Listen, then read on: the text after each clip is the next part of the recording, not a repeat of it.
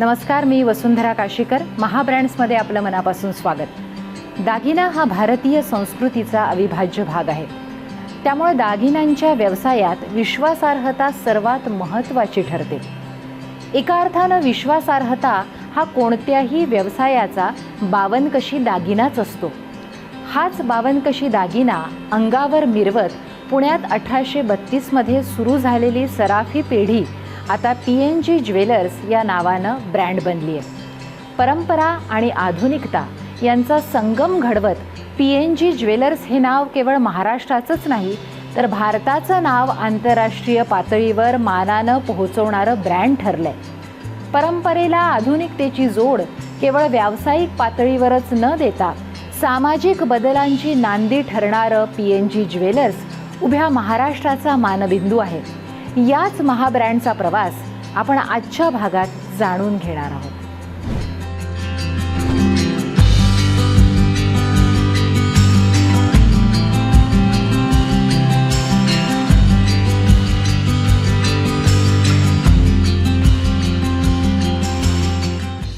Legacy म्हणलात ना, तर लेगसी एक मोठं म्हणलात तर बर्डन असतं, पण म्हणलात तर मोठी ॲसेट पण असते. आईचं नेहमी म्हणणं असायचं की शिक्षण पूर्ण कर, धंद्यात प्रवेश नंतर, कारण एकदा धंद्यात गेल्यावरती परत वय होणार नाही. आणि दाजीकाकांना शिक्षण झालेलं नव्हतं, त्यामुळे त्यांचा एक भर होता की शिक्षणचं पूर्ण व्हावं. MES कॉलेजमधनं मी MCOM केलं, तर ते प्रिन्सिपल आमच्या दुकानात आले आणि योगायोगाने मी तेव्हा दुकानात गेलेली होते. तर मला त्यांनी विचारलं की काय करताय सध्या. तर म्हटलं काही नाही करत आहे, आत्ता रिझल्ट आत्ताच लागला आहे, अजून ठरवलं नाही की CA करावं का काय करावं असं.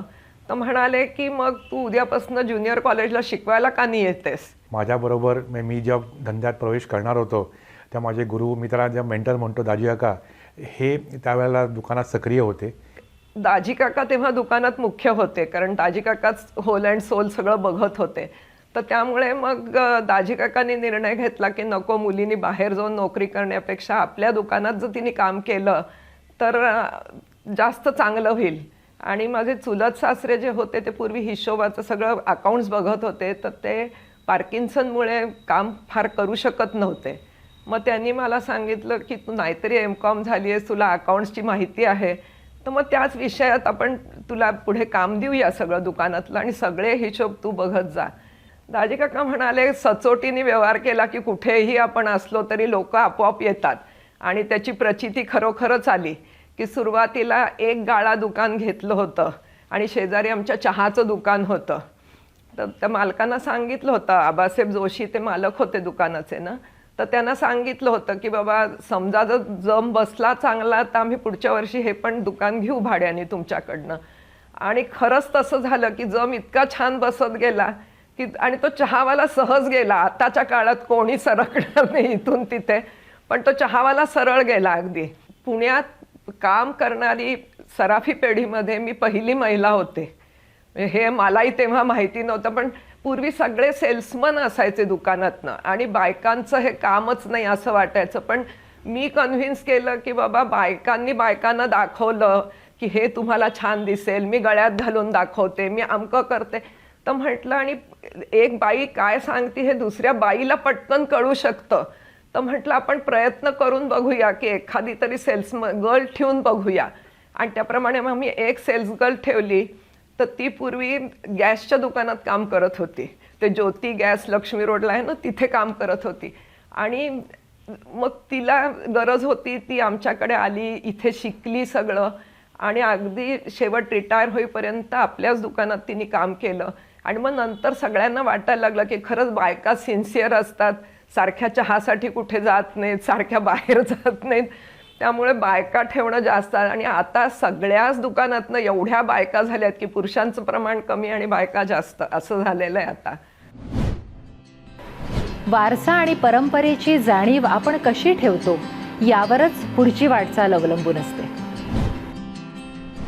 मी MBA करत असताना सेकंड इयरला, MBA फर्स्ट इयरला असताना मी RBIमध्ये इंटर्नशिप करत होतो. आणि त्यावेळेला मी गोल्ड मार्केट्समध्ये इंटर्नशिप केली होती.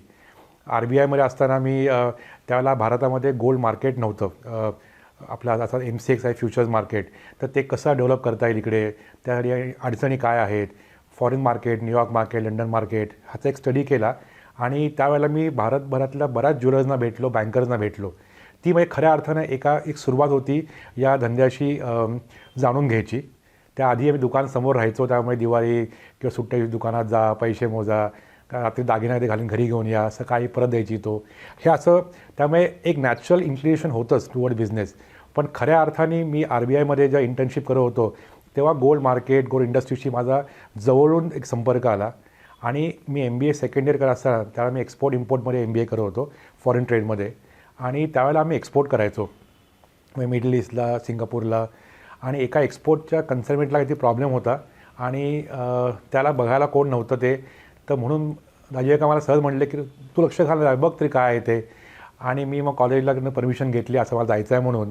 आणि 1999मध्ये खऱ्या अर्थाने मी बिझनेसमध्ये मी एंट्री केली अनऑफिशियली. मी MBA चालू होतं माझं.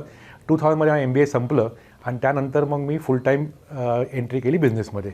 ते प्रवास खूप म्हणजे म्हटलं म्हणतो एक्सायटिंग आहे, फॅसिनेटिंग आहे. आणि तो असा बघितला आता गेले 20 वर्ष तर एक सॅटिस्फॅक्शन वाटतं की आपण जे सुरू केलं होतं ते आता खूप मोठं आलेलं आहे. म्हणजे मी जेव्हा दुकानात प्रवेश केला PNGमध्ये तेव्हा आमची एक शाखा होती लक्ष्मी रोडला. आणि जेव्हा मी बोलायचो लोकांची, म्हणजे अरे नाही, आपण सगळं कामं स्वतः बघतो, त्यामुळे अजून किती दुकान करू शकतो आपण, घरची लोकं आहेत, सगळं बघायला आपण लोकच आहोत. आणि मॅनेजमेंट शिका असं आपल्याला शिकवायला जायचं की मॅनेजमेंट प्रिन्सिपल्स, डेलिगेशन, प्रोसेसेस. तर ह्याचा कुठेच इथे मला उपयोग होत नव्हता जाणवलं असं. तर खऱ्या अर्थाने मग मी दाजीकाकांशी बोललो त्यावरती. मग आम्ही त्याला सॉर्ट केला की strength, weakness, opportunity and threat की काय काय आहेत. आणि त्यात एक जाणवलं प्रत्यक्षाने की थ्रेट्स खूप आहेत, कारण पुणे वाढलेलं आहे, पुणे अजून वाढणार आहे. आणि आपण एकाच ठिकाणी लक्ष्मी रोडला फक्त राहिलो तर ग्राहकांचा गैरसोय खूप होणार आहे. आणि पुढे आपण नाहीच अजून वाढू शकलो तर लोकांना पर्याय नसल्यामुळे लोक बाहेर जातील. आणि मग मी याच्यावर खूप चर्चा केली. दाजीकाकांनी त्यावेळेला खूप सपोर्ट केला, कारण त्या बाकी घरचे 2 माझे अजून आमचे फॅमिली मेंबर्स होते. आणि मालकाशिवाय दुकान कसं चालणार, गल्ल्यावर मालकच बसायला पाहिजे, पैसे आपण मोजायला पाहिजेत, स्टॉक आपण भरायला पाहिजे, हे सगळ्या कल्पना ज्या होत्या त्या कल्पनातनं लोकांना बाहेर काढणं एक मोठा टास्क होता, कारण सवयच नव्हती इतक्या वर्षाची. आणि ते सॅटिस्फाईड होते जे चाललं आहे त्यामध्ये. त्यामुळे तो मला वाटतं प्रवास तो पहिले ते वर्ष जे होतं 2000चं ते वर्ष त्यामुळे हिस्टॉरिक होतं. विश्वासाला तंत्रज्ञानाची जोड दिली की विस्तारण्याची धमक आपोआप निर्माण होते आणि त्यातूनच एकाचे 2, 2चे 4 असा विस्ताराचा प्रवास सुरू होतो. मग 2001ला आम्ही पहिली शाखा चालू केली पौड रोडला. जी शाखा म्हणजे ओनरलेस होती, तिथे एक मॅनेजर होता. मग तिथे आम्ही रिपोर्ट्स, तिथे असलेल्या सिस्टीम्स ह्याच्यावर खूप काम केलं. त्यातनं आपल्याला गोष्टी काय मिळायला पाहिजे, रिस्क कुठे असू शकते. आणि त्याचा एक 2 वर्ष अभ्यास केल्यावरती मग शाखा चालू केली चिंचवडला आम्ही. आणि मग ते एक प्रवास चालू झाला की बाबा आता पुढे प्रत्येक शाखा करायची काय त्याला गोष्टी आहेत. जर आपण SOP म्हणतो, स्टँडर्ड ऑपरेटिंग प्रोसिजर, ती काय असायला पाहिजेत. मग लोकं कशी घ्यायची, स्टॉक कसा ठेवायचा, रिपोर्ट कसे करायचे. त्यामुळे नंतर एक घडी बसली, लोकांनी ती ॲक्सेप्ट केली. आणि मला आनंद वाटतो की त्या वर्षी मी एंट्री केली तेव्हा आमचा टर्नओव्हर होता 20 कोटी आणि जो यावर्षी आला आहे 2500 कोटी. तर मग असं 20 वर्षात एक ती बघितली की आता आमच्याकडे कामाला 15 लोकं होती, आता आमच्या कामाला 1500 लोकं आहेत दुकानामध्ये. तर आमचं एक दुकान होतं, आता 35 दुकानं आहेत. त्या दुकान फक्त पुण्यात लक्ष्मी रोडला होतं, आता महाराष्ट्रभर आहे, गोव्यात आहेत, त्यानंतर USला आहे, कॅलिफोर्नियामध्ये, दुबईला आहे. त्यामुळे असा एक मोठा प्रवास आहे. आणि आनंद वाटतो की आपण हे सगळं करू शकलो. आणि याला मी सगळ्यात मोठं श्रेय देतो दाजीकाकांना. म्हणजे आम्ही काय केलं खरं की जेव्हा मी आलो त्या दुकानात, मी बघतो सगळं म्हणजे अकाउंटिंग मॅन्युअल होतं. म्हणजे प्रत्येक गोष्ट मॅन्युअल असायची. तर पहिलं आम्ही म्हणलं की आपण एक सिस्टीम, आपण ॲटलीस्ट बिलिंग चालू करू कॉम्प्युटराईज्ड. म्हणजे तो पहिले त्यांनी केलं. मग ते एक सॉफ्टवेअर डेव्हलप करणं, बिलिंग करणं, लोकांना ती सवय लावणं. म्हणजे लोकांना पहिलं कॉम्प्युटर काय इथपासून शिकवायला लागत होतं. मग त्या गोष्टी हळू करायला लागलो.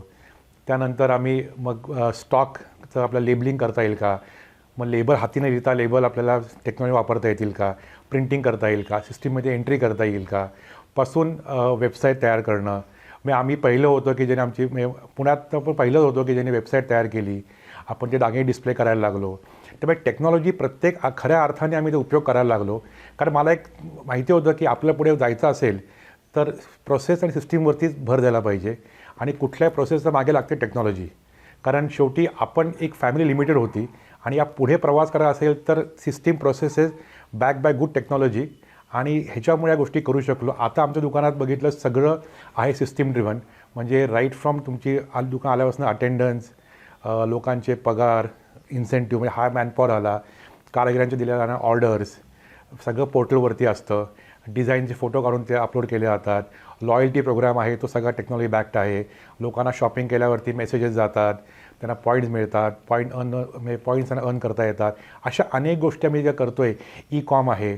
आजच्या काळात आपण त्याला म्हणतो ऑमनी कॉमर्स, म्हणजे सी ऑनलाईन बाय ऑफलाईन. ह्याला आम्ही खूप ह्याच्यावरती आम्ही काम करतो. आम्ही बरेच आमचे कॅटलॉग, आमची कलेक्शन ऑनलाईन आहेत. त्यामुळे खऱ्या अर्थाने टेक्नॉलॉजीचा आम्ही उपयोग करतो आहे. ट्राय ऑन आमच्याकडे आहे की तुम्ही स्वतः फोटो करून ज्वेलरी ट्राय करू शकता, कशी तुम्हाला दिसेल ती. त्यामुळे ज्या गोष्टी पूर्वी लोक मॅन्युअली करायचे की आपली मैत्रिणीबरोबर घेऊन ये की दागिने कसे दिसतात बघायचं, आता लोक वापर टेक्नॉलॉजी, फोटो शेअर करतात, त्यांचे ओपिनियन घेतात आणि बाय करतात. अशा खूप गोष्टी आम्ही केलेल्या आहेत. त्यामुळे आम्हाला आनंद वाटतो की we are a technologically advance jewellery company. मग आम्ही जाहिराती करायला लागलो 2000 साली. तेव्हा ज्वेलरीमध्ये जाहिराती कोणी करायचंच नाही. तेव्हा असं होता हा वायफळ खर्च आहे. आता बघितलं प्रत्येकजण जाहिराती करत आहे. आम्ही जे कलेक्शन करायला लागलो त्या लोक म्हणायचे अरे हे काय कलेक्शन करतायत, कोण बघतं असं. आता प्रत्येक ब्रँड कलेक्शन करायला लागलं आहे. ब्रँडिंग करणं, पुरुषोत्तम नारायण गाडगिरीपासून पुन्हा गाडगिरीपासून PNG हा एक मोठा प्रवास होता. हे लोकांना आवडणार नाही पण काळानुसार बदलत गेलं. सोशल मीडियावरती असणं. त्या मला वाटतं आम्ही स्टोअर लॉन्च करायचो तेव्हा मोठा आम्ही असा इव्हेंट करायचो, ढोल ताशे आणायचो. आता प्रत्येकजण ते करतं आणि मला आनंद वाटतो की यंग आता भेटला ज्वेलर म्हणतात की आम्ही तुमच्या खूप शिकून गोष्टी केल्या, यू आर अ इन्स्पिरेशन. त्यामुळे लेगसी बिल्डिंगमधला एक भाग मोठा आहे की लोकांना आपल्यामुळे काहीतरी उपयोग व्हायला पाहिजे आणि आपली ज्या कॉपी होते ह्याचा अर्थ आपण खरं सक्सेसफुल आहोत. आता घेऊया एक छोटीशी विश्रांती.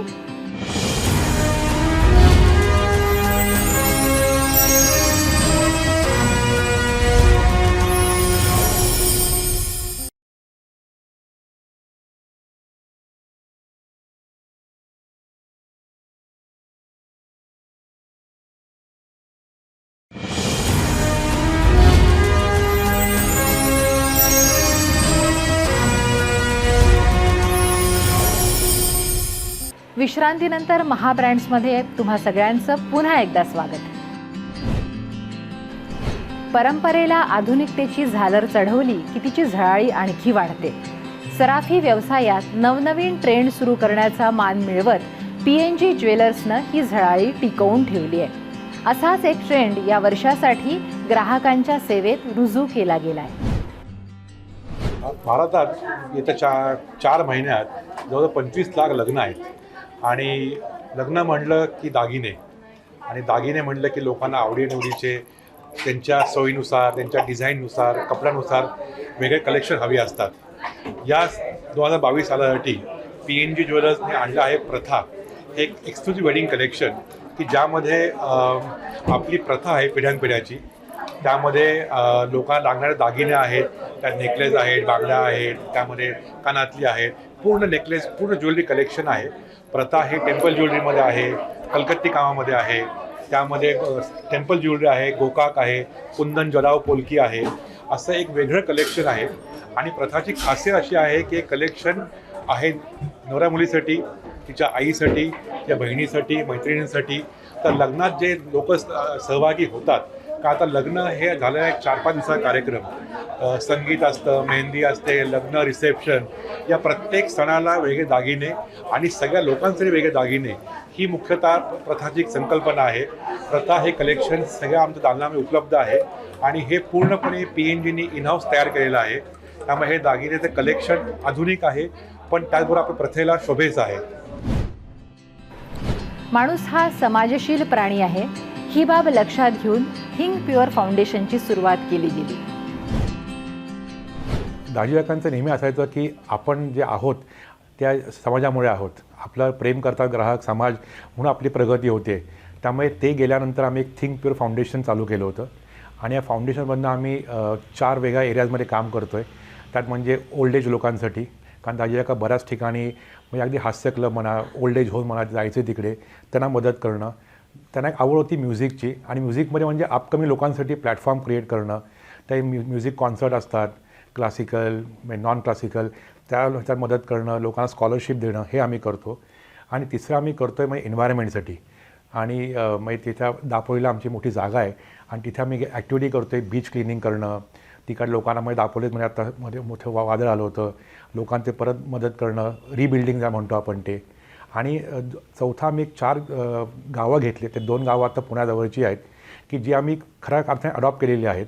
एक पुण्याजवळ आहे, औरंगाबाद जवळ आहे, आणि जिथे आम्ही त्या लोकांना सेल्फ सफिशियंट करतो आहे. तिकडले पुरुष म्हणा, बायका म्हणा, त्या लोक आम्ही इंडिपेंडंट करतो आहे की बायकांना वेगळी स्किल शिकवणं. आता बायका तिथे बऱ्याच गोष्टी करतात ज्यातनं ते उत्पन्न करू शकतात. पुरुषांना शेती कशी करायची ते मार्गदर्शन देणं, अशा अनेक गोष्टी आम्ही करतो आहे की ज्यातनं ऑब्जेक्टिव्ह आहे की ही गावं होती इंडिपेंडंट. कोविडचा काळ खरा ना सगळ्यांना खूप चॅलेंजिंग टाईम्स होते आणि तेव्हा पुढे काय घडणार आहे, काय ह्यानी किती लोकांवरती इफेक्ट होणार आहे काहीच अंदाज नव्हता. ते ॲज अ कंपन्यांचं पहिला ध्येय होतं की आपल्या लोकांना सगळ्यात सेफ ठेवणं. आमची आपले कारागीर असतील, आपला स्टाफ असेल, आपले जवळचे कस्टमर असतील, त्यांना कुठल्याही प्रकारची मदत करायची असेल तर आपण ती करायची. आम्ही हेल्पलाईन तयार केली होती की लोकांना, त्या रूमर्स खूप चालू होते, असं घडतं तसं घडतं, हे औषध घेतलं की असं इम्पॅक्ट होतो. त्यामुळे हेल्पलाईन चालू केली होती. लोकांना धान्य वाटप करणं, औषध वाटप करणं, मध्ये रेमडेसिवीर शॉर्टेज होतं, आम्ही महानगरपालिकेवर टायअप करून ते दिलं होतं हॉस्पिटल्सना. तशा ज्या आर्थिक गोष्टी शक्य होतं करणं. आणि सगळ्यात महत्त्वाचं होतं की लोकांना मेंटली पॉझिटिव्ह ठेवणं. कारण कोविड काळात बाकी सगळं शक्य होतं, पण लोक खचून नाही जायला पाहिजेत, लोकांच्यामध्ये ती एनर्जी हवी आणि एक पॉझिटिव्ह आउटलुक हवा की ह्याच्यातनं आपण मात करून परत आपलं आयुष्य चालू करणार आहे. हे आमच्या लोकांसाठी खूप करत होतो. आणि बाकी ऑनलाईन कामं चालूच होती. ग्राहकांना ज्यांना खरेदी करायची होती ते ऑनलाईन करू शकत होते. आम्ही त्याला सिस्टीम सगळं ऑनलाईन केल्या होत्या की रेट बुकिंग करता यायचं. त्या कोविड काळात 2 महत्त्वाचे सण, गुढीपाडवा, अक्षय तृतीया ऑनलाईन झाले होते. लोक येऊ शकत नव्हती. लोकांच्या काय घरी छोटी लग्न होती, दागिने हवे होते. त्यामुळे त्या अर्थाने पण लोकांसाठी आम्ही सज्ज होतो. आणि सगळ्यात मुख्य म्हणजे आपल्या सगळ्या लोकांची काळजी घेणं, त्यांना प्रोत्साहन देणं आणि त्यांना पॉझिटिव्ह ठेवणं हा मोटिव्ह होता. आपण जे काही करणार आहोत त्यात आपल्याला यश मिळणारच आहे हा विश्वास हीच उत्कर्षापर्यंत पोहोचण्याची गुरुकिल्ली आहे. आपण आता म्हटलं ना तर पुढची पिढी येईल का नाही हे सांगणं आता खूप अवघड आहे. कारण माझ्या वेळेला पण राजाकांचं नेहमी असं असायचं की आवड असेल तर कर. आणि मलाही ते वाटतं की प्रत्येकाने व्यवसाय किंवा जो आपण नोकरी करतो तिथे पॅशन असणं गरजेचं आहे. पॅशनशिवाय काही करणं मला वाटतं नुसतं पैशासाठी ते आनंदी होत नाही. त्यामुळे माझं ऑब्जेक्टिव्ह ओपन आहे. मला आत्ता मला 2 मुलं आहेत. एक मुलगा आता 18 वर्षाचा होईल आणि धाकटा आहे 14 वर्षाचा. दोघांना आवड आहे व्यवसायाची. पण माझं एक त्यांना म्हणणं क्लिअर आहे की शिक्षण पूर्ण करा. तुम्हाला जे काय नॉलेज घ्यायचं आहे, जे काय शिकायचं आहे ते शिक्षण पूर्ण करा एकदा, आणि त्यानंतर they are free to join. पण joining should be on merit. आणि तिथे जे काय काम कराल ते काम तुम्ही करायला पाहिजे पॅशननी, आणि it should be done to make a difference. मला वाटतं आता मी बघितलं, आनंद असा वाटतो की ज्या गोष्टी आपण करतो त्या गोष्टी आता इंडस्ट्री कॉपी करते. आणि सगळ्यात मोठी पावती ही आहे.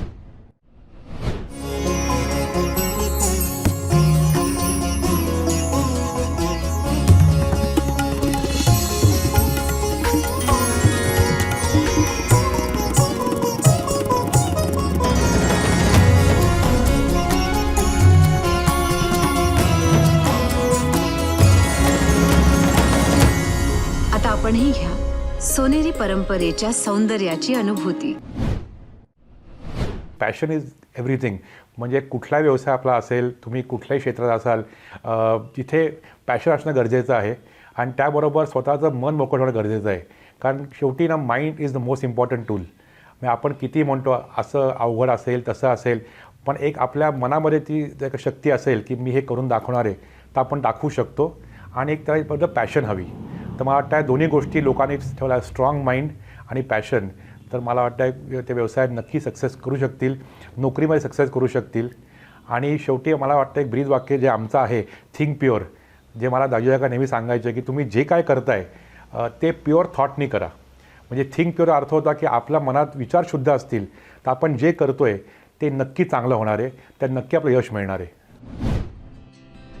पुरस्कार मिळणं हे कुठल्याही व्यक्ती संस्थेसाठी अभिमानास्पद असतंच. पण PNGच्या सौरभ गाडगीळ यांच्यासाठीचा अभिमान बिंदूही त्यांच्या थिंक प्युअर या ब्रीद वाक्याप्रमाणेच प्युअर आहे. पुरस्कार अनेक मिळतात, पुरस्कार प्रेरणादायक असतात, पण मला वाटतं आहे की सगळ्यात मोठी पावती पुरस्कार म्हणजे ग्राहक संतुष्ट एका हसऱ्या चेहऱ्याने जेव्हा येऊन भेटतो, तर ही सगळ्यात मोठी पावती आहे. आणि मला वाटतं कुठल्याही व्यवसायाला happy customers are the biggest asset. जेव्हापासून जन्मलो तेव्हापासून आम्हाला फक्त PNG एवढंच एक नाव माहिती आहे आणि आम्ही दरवर्षी जेव्हा इथे येतो पुण्यामध्ये सिंगापूरवरून, तेव्हा आम्ही नक्कीच PNGला एकदा तरी चक्कर मारतो आणि सोनं नाणं घेऊन जातो. तर PNG का आहे असं विचाराल तर PNGमध्ये एकतर आपलं महाराष्ट्रीयन अलंकार खूप चांगले चांगले असतात आणि यांचं प्रोफेशनलिझम आणि यांच्या उत्कृष्ट सेवा हे आम्हाला वारंवार परत इथे आणवतात. माझे 10 वर्षापासून इथं आहे ना, इथं दागिने खरेदी करतो आम्ही कायम. माझी मुलं बी इथूनच घेत जाते दर वर्षाला दागिने. माझ्या आजीपासून आम्ही मला वाटते सगळे दागिने आमच्याकडे गाडगिळ्यांकडूनच आम्ही घेतो. आणि गाडगिळ्यांकडूनच म्हणजे मी लग्न होऊन आले, आम्ही वराड साईडची, त्यामुळे मी इथं आल्यानंतर पहिल्यांदाच मी PNGचं ऐकलं. माझ्या लग्नापासून आम्ही इथूनच घेतो. मुख्य म्हणजे विश्वासार्हता सगळ्यात महत्त्वाची आम्हाला वाटते सोन्याच्या बाबतीत. आणि दुसरं म्हणजे ही शाखा मुख्यत्वे करून भरपूर वेळ देऊन गिरायकांसोबत सगळे पर्याय दाखवणार आणि म्हणजे मजा येते, ते खरेदीची मजा येते. चांगल्या विचारानं सुरू केलेली कुठलीही गोष्ट अनुकरणाच्या व्यापकतेचं वर्तुळ मोठं करतेच. त्यामुळेच विश्वासार्हता म्हणजेच PNG असं समीकरण बनलंय. हे समीकरण असंच कायम राहत PNGची 52 मोहर राष्ट्रीय आंतरराष्ट्रीय बाजाराप्रमाणेच ग्राहकांच्या मनावरही कायम उमटत राहो या सदिच्छांसह आज इथेच थांबूया. पुन्हा भेटू नव्या भागामध्ये नव्या ब्रँडसह. तोपर्यंत नमस्कार.